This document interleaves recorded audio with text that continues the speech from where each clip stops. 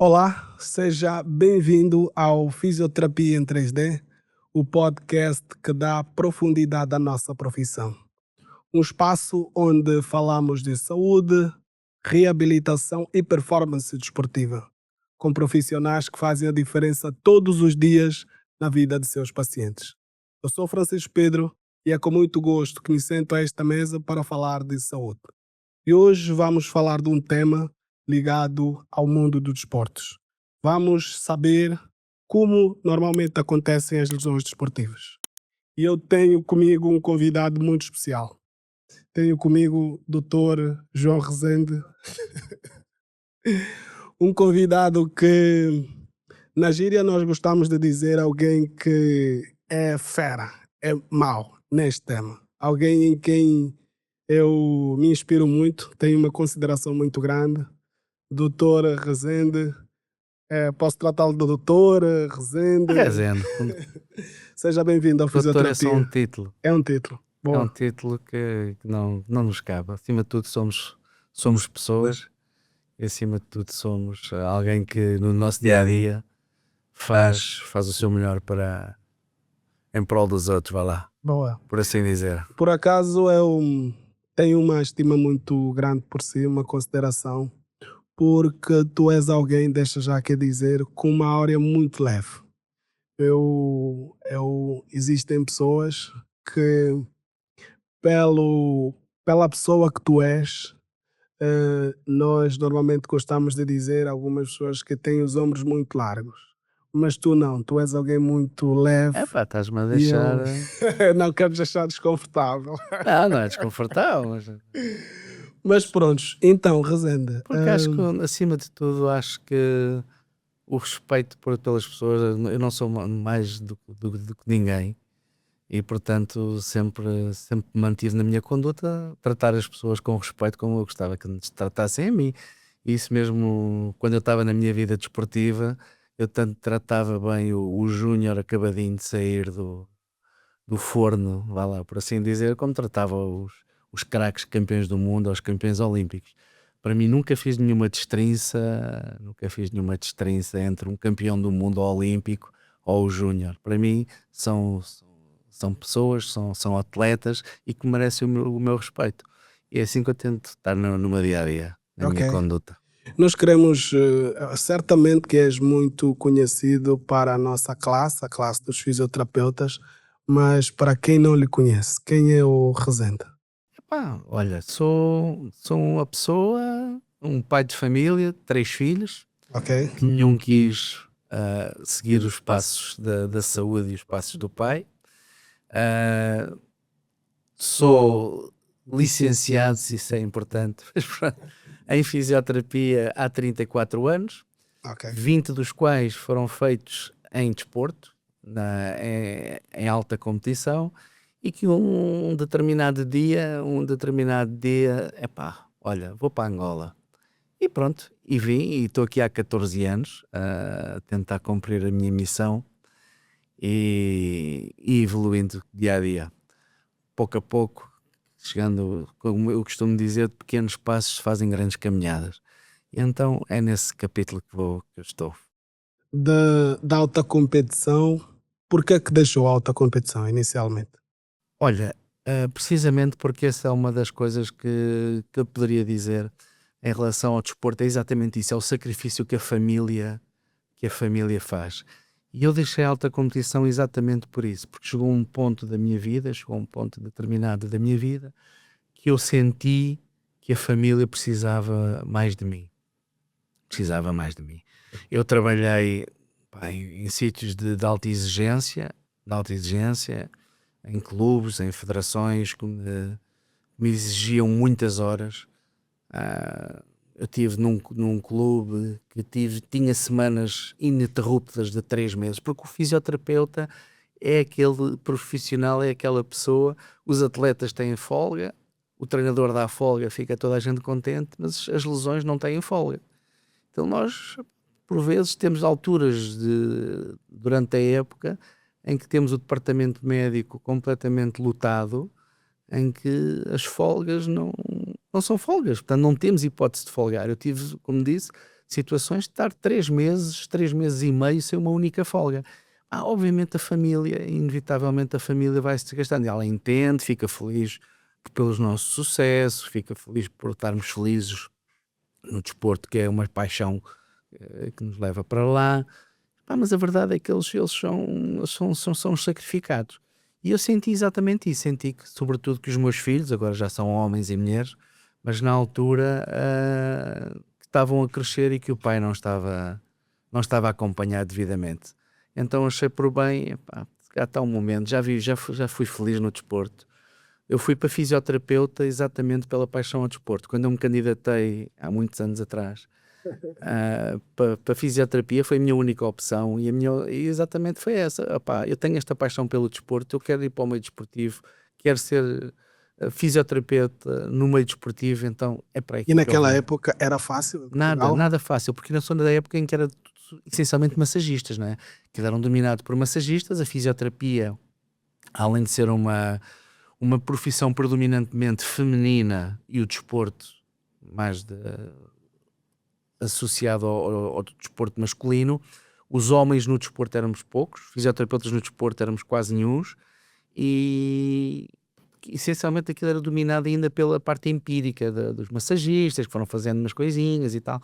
Então os fisioterapeutas foi um profissional que pouco a pouco, com o nosso conhecimento, com a nossa forma de estar e de saber, fomos-nos impondo, fomos entrando, fomos trazendo outros, e hoje em dia é uma profissão que está completamente integrada e essencial na vida do dia a dia de um desportista e de um clube.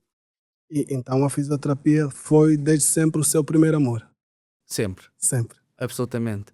E vinha de uma família, ao contrário dos meus filhos, eu vinha de uma família que o meu pai é médico, tinha pessoas enfermeiras, toda a gente era um pouco ligada à saúde, e eu segui os passos se calhar da família, mas não na área do meu pai. Eu achava, médica, não, eu quero mesmo ir para o desporto, quero mesmo...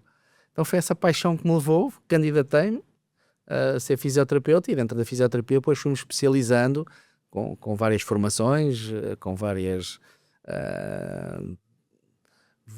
upgrades que fui fazendo, inclusive no exterior do meu país, na altura, e foi assim que fui entrando. Comecei com uma federação pequenina, comecei a trabalhar de borla, porque eu queria ir para clubes. Essa é uma história engraçada, por acaso. Muitas vezes nós, quando somos profissionais, queremos logo ganhar dinheiro, ter um grande destaque aí num clube, ou numa clínica, ou num determinado sítio. Pois eu diria que comecei da forma mais humilde de todas. Eu queria aprender, simplesmente queria ter mão, queria aprender. Eu posso fazer aqui uma publicidadezinha ou não? Pode À vontade, ok. Pronto, eu terminei a minha carreira em Portugal, no desporto, no Sporting Clube Portugal, o grande Sporting. E muita gente me questionou, mas como é que tu foste parar ao Sporting? Foi muito simples, eu não fiz nada para ir parar ao Sporting ou para outro. O que aconteceu foram coincidências. Eu, como te disse, comecei a trabalhar um clube de terceira divisão do handball. Ok. Nada, ganhar zero, treinos à noite, sem condições algumas, mas pronto, lá estava um indivíduo dedicado. A minha primeira lesão foi uma luxação do polegar, um atleta, a bola bateu-lhe no dedo, desapareceu o polegar. Eu acabadinho de sair quase da faculdade, foi assim uma sensação, lembro-me um calafrio, era um indivíduo com o polegar enfiado a me atacar para o falange, aquele luxado, desapareceu o polegar, o que é que eu faço? Deixa-me cá refletir e tal, lá fui fazendo. Pronto, e sempre dei o meu melhor, sempre fui aplicado e dei o meu melhor, mesmo naquelas condições. Nas viagens, fazia as viagens com a equipa, eram viagens relativamente pequenas, mas pronto, mas fazia sempre sem ganhar nada, sempre no intuito, aprender, evoluir, tentar até conseguir. E fui evoluindo, e os dirigentes desse clube gostavam de mim, claro, era um indivíduo que era dedicado, até tinha alguns bons resultados com os atletas, e pagavam-lhe zero. Era excelente. Era um bom investimento. Era um bom investimento, sem dúvida, era tudo dinheiro em caixa. E coincidentemente, foram esses mesmos dirigentes que gostavam tanto de mim e que sabiam que eu por acaso até era do Sporting, mas foram esses mesmos dirigentes que 12 anos depois se tornaram dirigentes do Sporting. Ok. E lembraram-se, E já havia conheciam. um indivíduo havia um indivíduo que se calhar encaixava aqui bem nesta estrutura. E então foi aí que eles me chamaram e foi assim que eu entrei. E portanto isto para dizer um pouco o seguinte, às vezes nós temos que ter a humildade suficiente para começar de baixo. É um dos conselhos que se calhar que eu teria que dar aos colegas recém-formados, que às vezes querem logo chegar a patamares altos. Tudo tem o seu caminho, é aquilo que eu acabei de dizer e comecei por aí esta nossa conversa. De pequenos passos se fazem grandes caminhadas, não é? Então, às vezes nós não começar temos... pequeno. Não necessariamente, mas começarmos por um caminho que nem sempre é aquele que nós almejamos um dia, não é? Isso é uma caminhada que tem que se fazer. Mas para isso, para se fazer essa caminhada, é preciso sustentabilidade, é preciso termos conhecimento, termos a experiência necessária para não cometermos determinados erros. Vamos cometer outros, obviamente, claro. Mas há erros que não se cometem. E nós, às vezes, conseguimos conquistar pequenas conquistas, pequenas coisas que nos dão grandes felicidades, com pequenas coisinhas, com pequenos gestos. Mas é dando o nosso melhor diariamente, dando o nosso melhor com foco, com dedicação, que nós conseguimos um dia chegar mais além. Rezende, indo diretamente para o nosso tema, o que são lesões desportivas? Olha, lesão desportiva, na sua essência, é todo aquele acometimento que acontece no meio desportivo que pode levar a uma paragem mais ou menos prolongada da atividade desportiva em questão, não é? Agora, as lesões desportivas, mais do que falar das lesões desportivas, temos que falar de uma das essências do fisioterapeuta no desporto, que é a prevenção da lesão desportiva. Portanto, podes começar por aí. Nós íamos chegar ali, mas podes a nossa falar, grande função no desporto, não direi é grande, mas uma das nossas missões no desporto é exatamente entender aquela atividade desportiva onde nós estamos inseridos e tentar de alguma forma evitar que as lesões aconteçam. Como? Percebendo o enquadramento em que estamos, sobretudo perceber, entender, estudar o gesto desportivo de cada uma das posições dessa modalidade. Há modalidades que não têm uma única posição. Se estivermos a falar de automobilismo, por exemplo, só tem uma posição, não é? Não há muito a fazer. Agora, se estivermos num jogo de rugby, ou um jogo de futebol, ou um jogo de basquetebol, onde existem várias posições dentro do campo, onde a morfologia e a fisionomia de cada um dos atletas é diferente, porque essa morfologia é de acordo com a posição que ocupam dentro do campo. Isso já é interessante e é importante nós sabermos e percebermos que se calhar uma lesão de um defesa central no futebol é diferente se calhar de um extremo, porque os picos de velocidade são diferentes, o volume de corrida é diferente, a pliometria, por exemplo, é diferente, o contacto traumático é diferente, tudo é diferente. O gesto esportivo essencialmente. Pronto, e isso é uma das coisas que eu acho que é muito importante nós no desporto, quando começamos numa atividade desportiva ou num clube desportivo, é entendermos de A a Z o meio onde estamos inseridos. Okay? Porque estou a falar demais, não? Não, esteja à vontade, Okay. A ideia é mesmo. Porque nós, em termos das lesões desportivas, que era aquilo que era essa a tua questão, as lesões desportivas podemos dividi-las em 3 grandes blocos, ok? Ou prevenção, ou porque é que as lesões acontecem. As lesões podem acontecer por 3 grandes blocos. Primeiro, por características próprias de um atleta. Okay. É o primeiro bloco. Segundo bloco, características da modalidade. E terceiro, as condições extras. Ou seja, vamos começar por aí. Nas condições extras, condições climatéricas, por exemplo. Há uma coisa, os desportos, quando chove muito, mesmo o futebol, uma coisa que quando se joga num dia de chuva intensa, por exemplo, num campo enlameado, que se vai enlameando. Outra coisa é jogar em terreno seco, não é? Desidratação, o tipo de lesões podem, obviamente, a possibilidade de acontecer uma lesão é diferente. Pronto. Se tivermos, por exemplo, um campo onde, no handball, por exemplo, aqui o handball e o handball aqui em Angola, por exemplo, é diferente jogar num pavilhão com um piso flutuante, por exemplo, ou jogar no cimento, num piso mais duro e erosivo, não é? Portanto, o atleta cai, o atleta corre, o trauma nas articulações é diferente.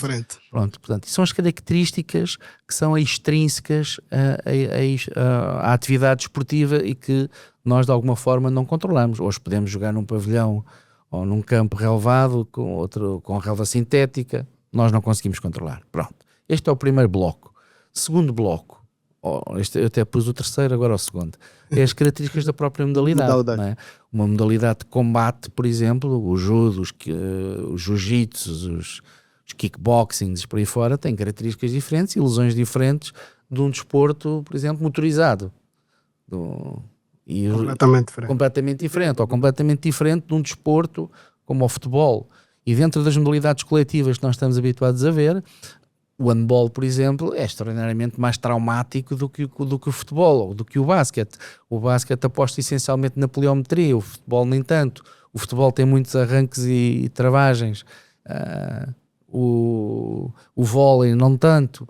Por exemplo, são estas características da própria modalidade que nós temos que entender e perceber o que é que aquilo nos pode vir a causar problemas. Pronto, é um desporto que está sujeito a desidratação intensa. Aqui uma nota interessante. Toda a ciência hoje em dia diz que o principal fator de lesão musculotendinosa é a desidratação. A desidratação tem depois é que vêm todas as outras. Dormir mal, aquecer mal, os outros só vêm potencializar. Mas se o atleta estiver desidratado, uma desidratação é o fator número 1 de risco para lesão musculotendinosa. Portanto, nós aqui em Angola estamos altamente sujeitos a isto, não só pelo calor, como pela umidade, não é? Nós desidratamos, portanto, até para beber há ciência. Até para beber há ciência, porque há timings dentro do treino, que nós temos que perceber qual é que é o timing certo, antes, depois e durante o treino. A hidratação, há momentos-chave para a fazer e o tipo de líquido também. Okay. Tudo isso, um atleta de alta competição, eles dominam ou devem dominar, não é? Supostamente devem dominar esse capítulo. Por vezes no desporto amador, nem tanto, é mais difícil, não é? E por último, vêm as características do próprio atleta. Se o atleta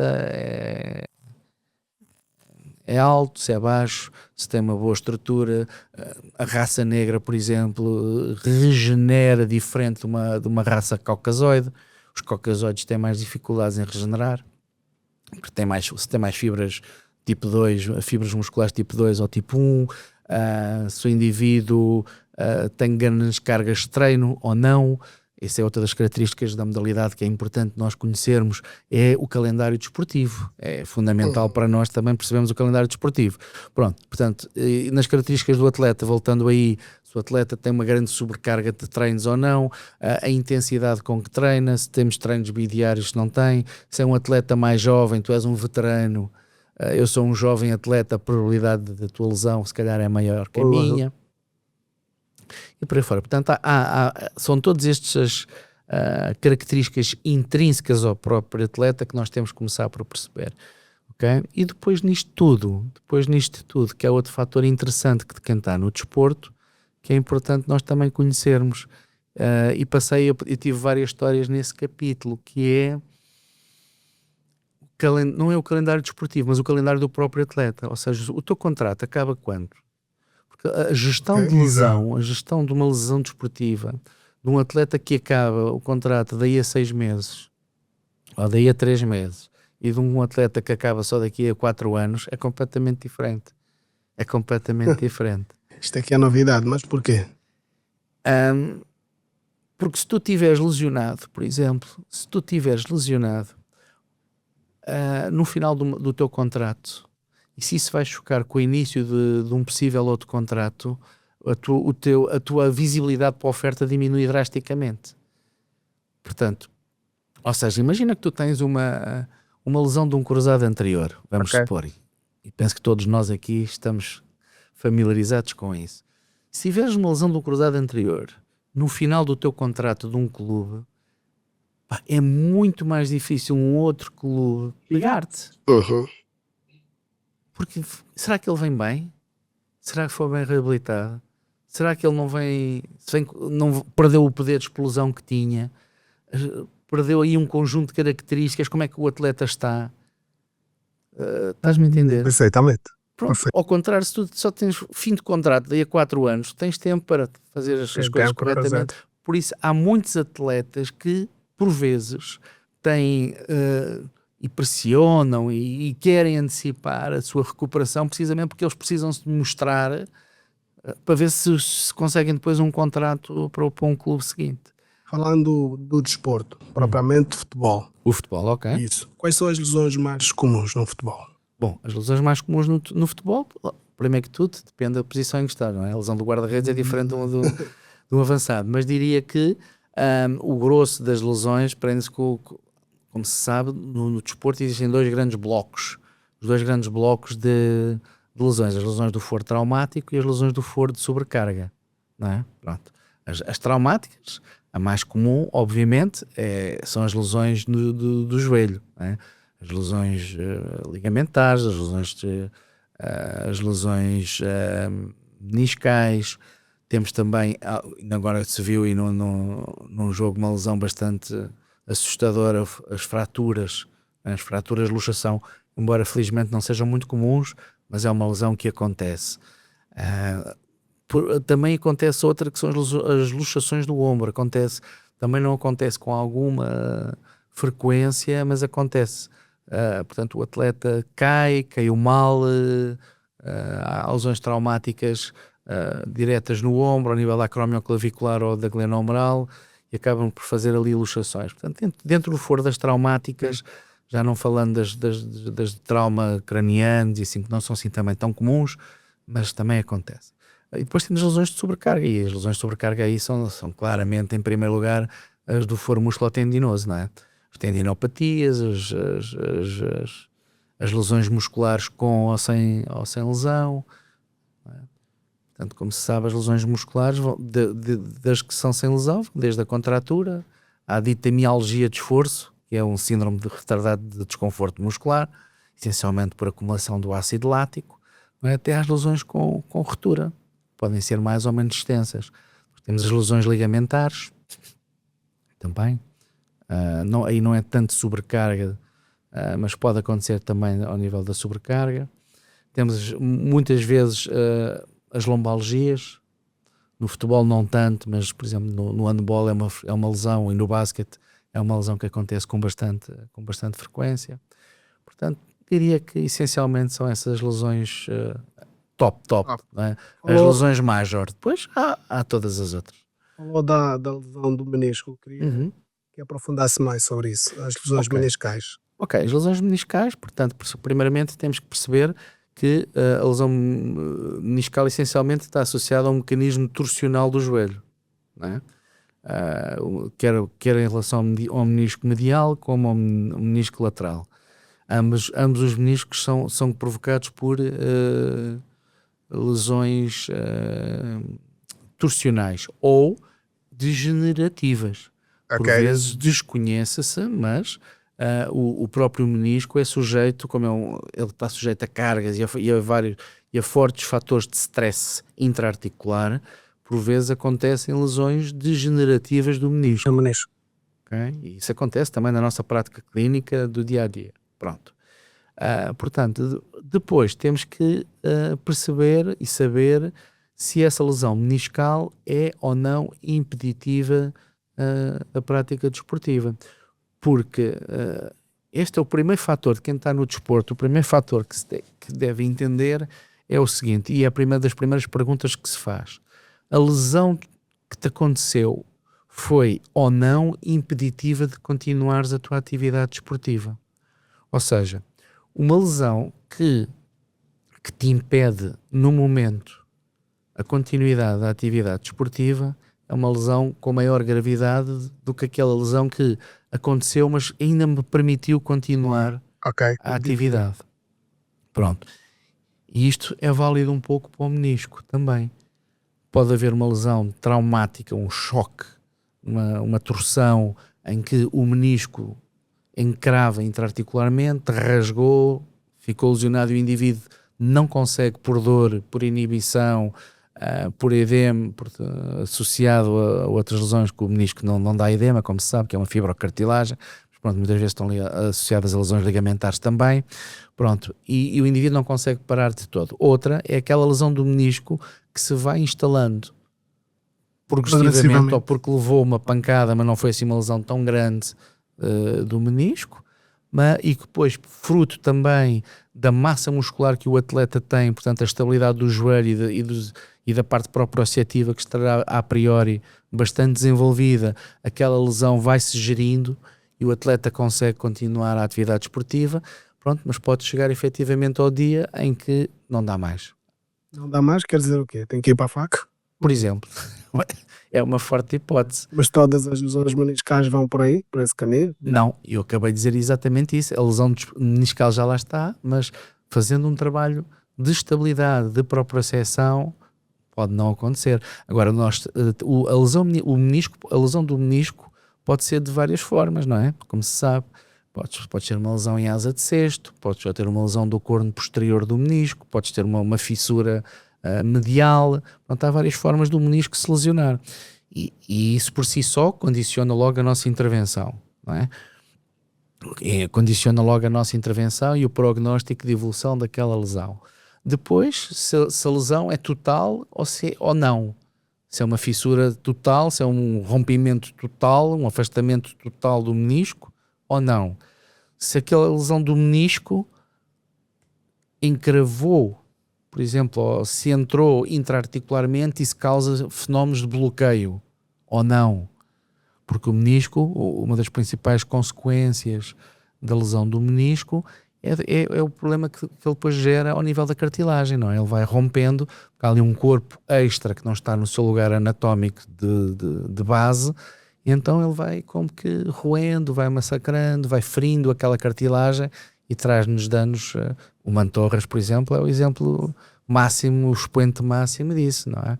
Pronto, portanto, são estes fatores todos que entram em jogo para definirmos se o tratamento daquele atleta, ou se a gestão da lesão daquele atleta é via conservadora ou é via cirúrgica. Okay? Claro que a via cirúrgica, por vezes, é evitar, mas verdade seja dita, por vezes para o atleta andar ali a arrastar-se com baixo rendimento, com medo, a inibir-se, com riscos de arranjar outra lesão porque está a inibir e tem dor, às vezes mais vale operar. Não, a cirurgia, como sabes, a meniscectomia parcial ou total, sob o ponto de vista médico-cirúrgico é uma coisa simples, e sobre o ponto de vista terapêutico da nossa área também não é aquela lesão mais desafiante, por assim dizer. É uma coisa que simples, que o atleta, se tudo correr bem, e vai correr com certeza, porque esse atleta vai ser acompanhado por bons profissionais seguramente, no espaço de 6 semanas, por exemplo, está a competir de novo. É só escolher ali. Fala de uma meniscectomia. Sim, se for meniscectomia. no caso de uma sutura do menisco. Idêntico. É idêntico, não muda muito. Quais são os princípios básicos? Dar uma boa estabilidade àquele joelho, promover a cicatrização dos tecidos envolventes, promover uma mobilidade. Aliás, esse é o princípio, se tu pensares bem, o princípio de base, quase todas as lesões, desportivas ou não, são duas. É aquela articulação ser suficientemente forte e estável para evitar atritos e instabilidade e lesões, e ser suficientemente flexível e móvel para não haver restrição de movimento. Portanto, se conseguir um bom equilíbrio entre estas duas coisas, temos praticamente a nossa recuperação feita. O difícil às vezes é encontrar este equilíbrio, não é? Mas pronto, e saber quando introduzir essas componentes. Aí entra a nossa ciência e o nosso parecer. Mas basicamente é isto. Portanto, nos meniscos, se tu conseguires, ou na sutura, ou não, se conseguirmos que não haja edema, portanto, uma boa reabsorção de edemas pós-cirúrgicos ou pós-trauma, se conseguirmos uma boa mobilidade, um reforço muscular adequado, uma estabilidade, uma boa coordenação neuromotora, temos praticamente a chave do sucesso para termos aquele joelho ótimo para entrar novamente na parte desportiva, que depois essa é a segunda parte. Portanto, no desporto nós também temos de ter isso em noção.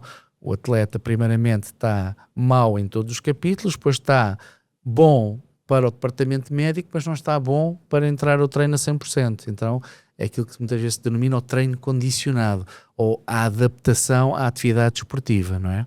Que ela é feita ao longo do processo de reabilitação, mas portanto é aquela fase em que o atleta está bom para sair do posto médico, mas está mal para entrar numa competição a 100%. Pronto, e há que fazer essa transição até entrar a 100% na A competição. 100%. Exatamente. E algum, como é que eu diria, ser submetido a esse procedimento cirúrgico?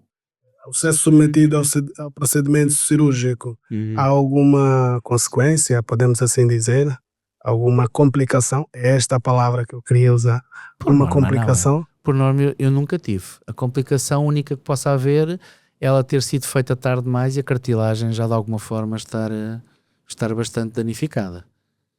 Há muitos que acreditam que passando por uma meningectomia a pessoa vai ter uma artrose no futuro. Acredita nisto? Quer dizer, é não acreditando. Porquê? Porque se a estrutura existe, se lá o Criador nos deu os meniscos, por alguma razão foi. Se essa estrutura não existe, obviamente vai trazer alguma consequência. Mas no caso do meio desportivo propriamente dito, eu acredito que a artrose possa surgir não por não ter se calhar um bocado de um menisco, mas pelas elevadas cargas de stress que aquele sujeito pôs naquele joelho, não é? Como se sabe e vê-se, muitos dos atletas, nomeadamente os atletas do basquete ou do handball, sobretudo esses que têm muita pliometria, e mesmo os do futebol, que foi por aí que tu foste, quando são mais velhos, todos eles sofrem de alguma forma dos joelhos e não necessariamente eles têm lesão meniscal, porque agora podes-me dizer se o menisco acelera o processo de artrose. Eventualmente sim, porque quando as pessoas largam a atividade desportiva, sobretudo aí, se perdem massa muscular, vão perdendo mobilidade, vão perdendo os fatores de estabilidade, não havendo menisco, a instabilidade, o atrito, o desgaste articular aumenta e, portanto, a artrose pode surgir com mais facilidade. Agora, que é uma condição sine qua non, não acredito Não tanto. acredito. E como é o dia a dia do fisioterapeuta num clube desportivo? O dia a dia, mas O dia-a-dia é intenso. é intenso. É intenso. O fisioterapeuta é dos primeiros a chegar e dos últimos a sair, seja em competição ou no seu dia-a-dia, não é? Mesmo nas competições desportivas de alto nível, que é sempre assim, o fisioterapeuta vai uma semana antes em algumas delas, tem que ir uma semana antes para preparar todo o departamento, a competição acaba e é o último a vir embora, não é? E no treino, no dia-a-dia de treino é exatamente a mesma coisa, não é? Nós temos que fazer a preparação dos atletas para o treino, temos que fazer o tratamento dos atletas em não treino, os que não estão a treinar, depois temos que acompanhar o treino e depois fazer debelar ou mitigar os efeitos do treino em alguns dos atletas. Mas há uma equipa multidisciplinar. É bom que haja, mas às vezes por questões orçamentais do próprio clube e da própria instituição, nem sempre acontece. Estamos a falar de um clube grande, acredito que sim. Agora há outros clubes como se compreende facilmente,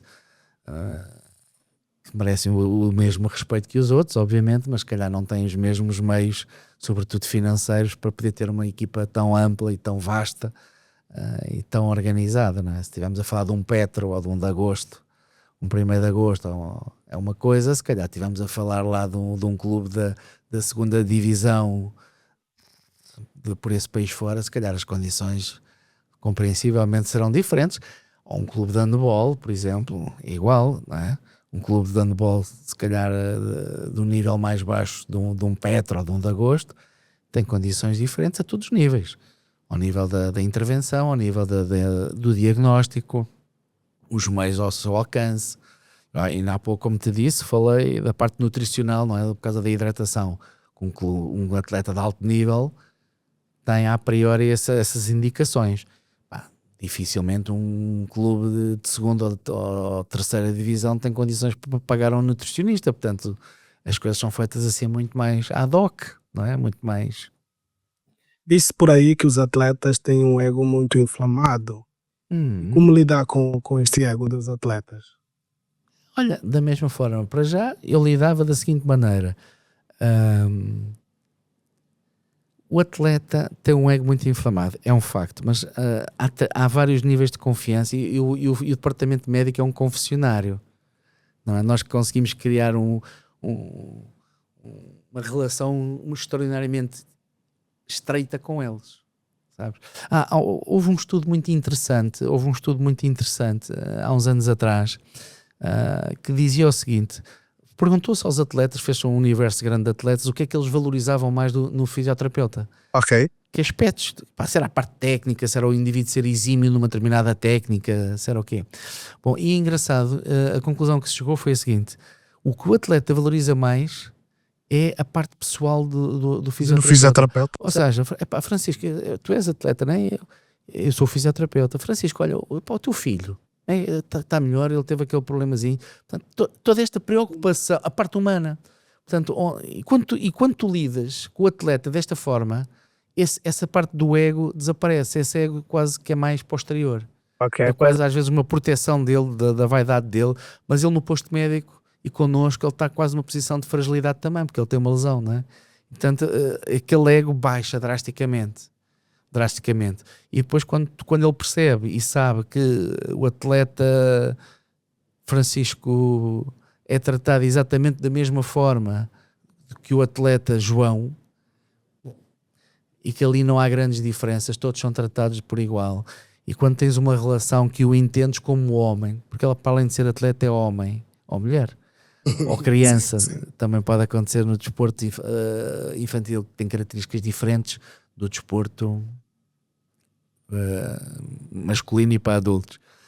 Isso é outra característica interessante. O desporto feminino, que felizmente cada vez está mais em crescendo, tem características diferentes do desporto masculino, né? Das características do próprio atleta e da modalidade em si. E portanto, aqueles egos acabam por, não estou a dizer que eles não aconteçam, mas consegue-se moldar.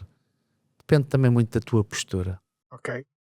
Já houve um caso em que um atleta que está com um diagnóstico tem que ficar afastado, imagina, 8 meses, e o atleta decida continuar a jogar Com essa lesão, com esta lesão. já. Olha, aconteceu-me com um atleta num clube de futebol, precisamente, interessante. Um clube de futebol, ele era africano, ele era cabo-verdiano, um jogador cabo-verdiano. Permite-me dizer também que, por norma, o atleta de raça negra tem uma tolerância à dor muito superior à do atleta caucasoide. Ok. Por questões culturais, provavelmente, questões, não direi genética, não faço ideia, mas eu acredito que seja mais até por uma questão cultural, não é? Esse atleta aparentemente fez um entorse, foi avaliado pela equipa médica, do qual eu fazia parte também, e aparentemente estava tudo ok. Fez o tratamento do entorse e ele estava bem, não se queixava absolutamente nada. Tinha todos os critérios, de integração para a atividade esportiva. Entretanto, começou a correr, a jogar, e obviamente nós perguntamos sempre, então, como é que te sentiste? Tive aqui uma dorzinha, e começámos pouco a pouco a perceber que ele estava a coxear. A corrida dele não era num padrão normal, lá está. Conhecer o gesto esportivo e conhecer o atleta. Voltamos aí. Como nós estamos durante o treino, o fisioterapeuta deve estar perante o treino, começámos a perceber e começámos a ver que aquela marcha, aquela corrida não estava normal. O indivíduo estava ali num padrão diferente. Resumindo e concluindo, o tipo tinha uma fissura do perónio. Ok. Fissura do perónio. Professor. Exatamente. Portanto, o indivíduo competiu, jogou, aguentou a dor, não me perguntes como, mas aguentou a dor e tinha uma fissura. Diz assim, foi erro de avaliação. Em última instância terá sido. Também erramos. Mas realmente não havia critério na avaliação, não havia critério para fazer raio-x. Ele não tinha critério algum, porque os raios-x devem ser feitos perante determinado número de critérios, não é? Não é fazer qualquer entorse, que é um erro que se faz comumente, fazer raio-x assim, indiscriminadamente. E ele não tinha critério algum para fazer, foi um entorse simples, um entorse grau 1V só. Teoricamente, o entorse não vai aparecer no raio-x. Exatamente, e era entorse em inversão, um entorse em inversão, e era um entorse grau 1, não era um entorse por aí além. Ok. E fizemos os testes todos, não tinha critério nenhum para raio-x. E tratámos o entorse, na realidade ele tinha uma pequena fissura. Não era fratura. Era uma fissurazinha por estiramento. Ok. Não traumática. Ok. Olha, vamos entrar agora para um bloco que eu acho interessante, que é dos mitos e verdades Ok. ligados ao desporto. E eu vou começar com a primeira pergunta, Correto. que é: vamos a ela. Quem rompe o ligamento cruzado anterior nunca mais volta em alto nível. Isso é verdade? Falso. Falso. Falso. Porquê? Porque a evidência diz-nos isso. A evidência diz-nos isso porque, para quem não sabe, histologicamente, portanto, em termos celulares, da análise das células, se arrancarmos uma célula ao fim de um ano, se retirarmos uma célula do neoligamento e uma célula do ligamento do joelho que ficou bom, nós não conseguimos distinguir qual é qual. Elas têm exatamente as mesmas características. Isto para dizer o seguinte, portanto, o ligamento, em última instância, fica tão ou melhor que o outro. O que é que pode afetar o rendimento esportivo? É a confiança que o atleta tem. A parte psicológica. Porque, teoricamente, a massa muscular é recuperada na sua plenitude. A estabilidade é recuperada na plenitude. O ligamento está 300% estável. Está igual ou melhor que o outro já pode ter alguma laxidão e eles cirurgicamente fazem a reparação daquele ligamento e, como eu disse, em termos celulares, ao fim de um ano... Um ano. Sim, ao fim do ano nós não conseguimos perceber, se analisássemos as células, se aquele ligamento foi rompido ou não. É igual ao outro. Portanto, isso é um mito. No meu entender. E, aliás, os atletas já tiveram lesões cruzeiras anteriores e estão em ao mais alto nível. Prontos. A segunda é mais ou menos a fisioterapia do desporto. É a área em fisioterapia que mais paga. Isso é verdade? Que mais paga? Sim, que mais não paga. Necessariamente. Não? Não necessariamente. Se estiveres num clube de elite, sim. Se calhar, eventualmente, comparativamente à atividade hospitalar, quem está num hospital tem... Agora, quem está num clube de menor dimensão é claramente um mito. É um mito. É, claramente. Aliás, ainda acabei de dizer, o departamento médico é aquele que mais sofre de cortes orçamentais, não é? Em clubes mais pequenos, atenção. Não estou a falar nos clubes de elite. Estou a falar do clube de elite. E estamos a falar dos atletas de elite. Porque eu próprio, posso confessar aqui, eu próprio, há uns 8 anos atrás, talvez, tive um convite de um dos maiores clubes do mundo, do mundo do futebol, mas que não era para trabalhar com a equipa principal, era para trabalhar com a equipa feminina até. Ok. Pronto. Desse mesmo clube. Por sinal, na altura eram campeões europeias. Tinham ganho a Champions League feminina. E eu recusei meramente até por uma questão financeira, porque não era... Eu fui muito sincero com as pessoas e disse, desculpem lá, mas pronto. O melhor clube no feminino, eu acho que é o Barcelona. Eu acho. Atualmente era, na altura não era. Não era. Não, eu posso dizer o nome. Não, podes falar. Não era o Chelsea. Era o Chelsea. Era o Chelsea. Ok. Portanto, estamos a falar do Chelsea aqui, masculinos, diríamos que seria o top dos tops, não é? Uhum. Onde aí sim, era para os femininos, e como te disse, eu recusei, porque financeiramente não era minimamente atrativo para me fazer deslocar para o exterior. Ok. Portanto, isso é um mito, claramente. É um mito. É. Então, para falar dos clubes de menor dimensão, mais ainda. E de outras modalidades que não o futebol, mais ainda. Mas ainda. Porque, por exemplo, o judo. Se fores trabalhar com o judo ou até com o jiu-jitsu ou o que for, tens condições financeiras muito diferentes de se estiveres a jogar num clube de handball, por exemplo, feminino, se calhar aqui de um Petra ou de um de Agosto. Quem trabalha com eles, se calhar tem condições financeiras muito diferentes. Portanto, claramente, esse é o mito. É um mito. E queria saber também se instalar a articulação traz artrose. Os hábitos que as pessoas têm de instalar. Não traz a artrose, mas pode criar outro tipo de problemas. Estalar é uma coisa, estalar frequentemente e regularmente e a mesma articulação da mesma forma pode eventualmente trazer outro tipo de laxidões e algumas delas, há pessoas que gostam muito de estalar automanipularem-se a cervical e obviamente aí podem trazer outro tipo de complicações, não necessariamente a artrose. Sim. E na sua visão, qual é a melhor técnica? Existe assim uma técnica que achas que é melhor para tratar qualquer que seja a situação? Tens uma técnica de Sim, eleição? a técnica de eleição tenho. Conhecimento. Conhecimento. É a técnica de eleição. Conhecimento e não inventar. Por isso eu sempre fiz questão, e é um conselho que eu também daria a todos, é investirem na formação, não é? Pouco a pouco, irem fazendo formação, um curso e outro, e ir agregando skills. Nenhuma técnica é milagrosa, nenhuma técnica por si só faz o tratamento.